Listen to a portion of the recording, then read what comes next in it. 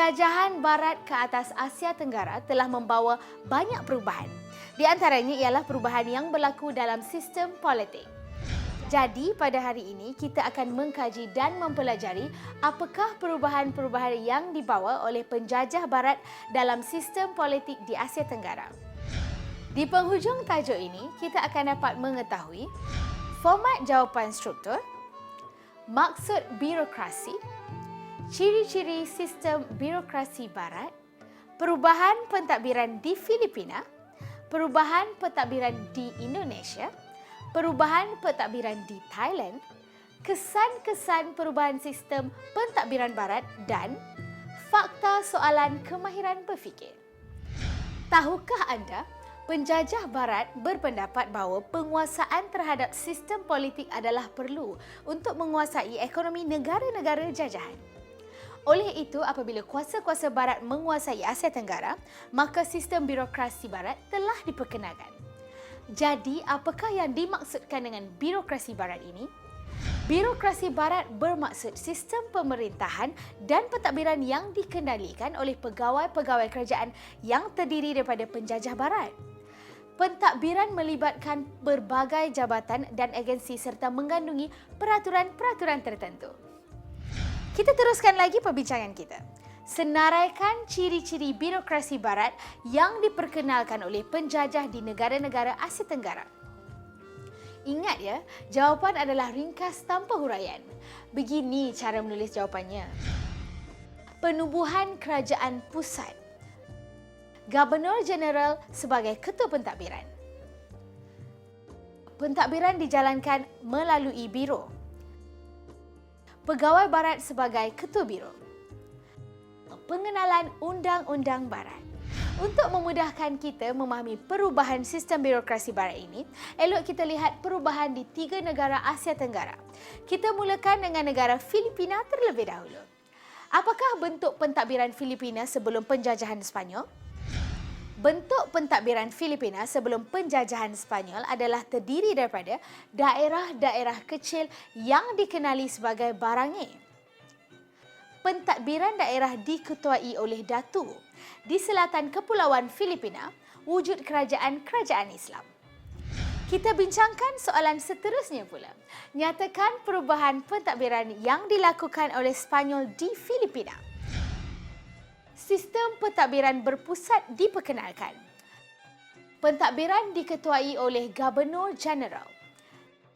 Pentadbiran wilayah pula diketuai oleh pentadbir wilayah. Manakala gubernur kecil pula menjadi pentadbir bandar. Pentadbiran peringkat tempatan pula dikendalikan di bawah sistem encomienda. Semua baranggai disatukan. Pentadbiran diketuai oleh encomendero. Bagaimana pula dengan sistem pentadbiran tradisional di Indonesia ya? Indonesia terdiri daripada beberapa buah kerajaan berasingan seperti Kerajaan Mataram dan Kerajaan Bantam.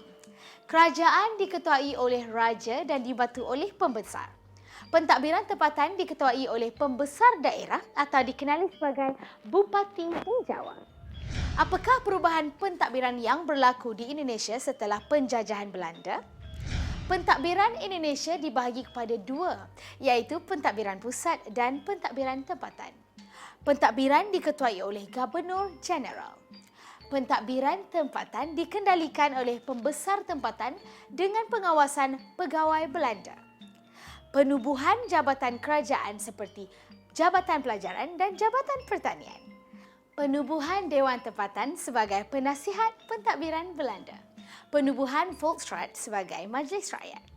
Tahukah anda negara Thailand walaupun tidak pernah dijajah oleh mana-mana kuasa Barat, namun birokrasi moden tetap dilaksanakan di negara itu?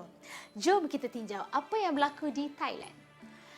Untuk pengetahuan anda, birokrasi Barat telah diperkenalkan oleh Raja Mongkut dan Raja Chulalongkorn. Perubahan yang dilakukan oleh Mongkut ialah melantik 80 orang pegawai Barat untuk mengetuai pelbagai jabatan. Melantik penasihat keuangan, pelabuhan dan polis dari Britain. Melantik kastam dari Amerika Syarikat. Melantik penasihat ketenteraan dari Perancis. Manakala Chulalongkorn pula telah memperkenalkan Majlis Penasihat Rendah, Majlis Mesyuarat Tertinggi dan Kabinet Tertinggi melantik juru audit dari Britain untuk berkhidmat dalam perbendaharaan negara. Berdasarkan perbincangan terhadap perubahan sistem pentadbiran di 3 buah negara sebentar tadi, kita kaji pula apakah kesan-kesan perubahan ini ke atas negara-negara Asia Tenggara. Antara kesan sistem birokrasi terhadap masyarakat tempatan di Asia Tenggara ialah sistem pemerintahan tradisional yang diamalkan selama ini menjadi semakin merosot. Institusi raja terjejas, contohnya sebagaimana yang berlaku di Burma dan Indonesia. Kedudukan dan kuasa pembesar-pembesar yang menguasai daerah juga terjejas. Hak mereka untuk memungut cukai dihapuskan. Dasar ekonomi barat yang diperkenalkan telah menindas penduduk tempatan. Contohnya seperti sistem tanaman paksa di Indonesia dan sistem polo di Filipina.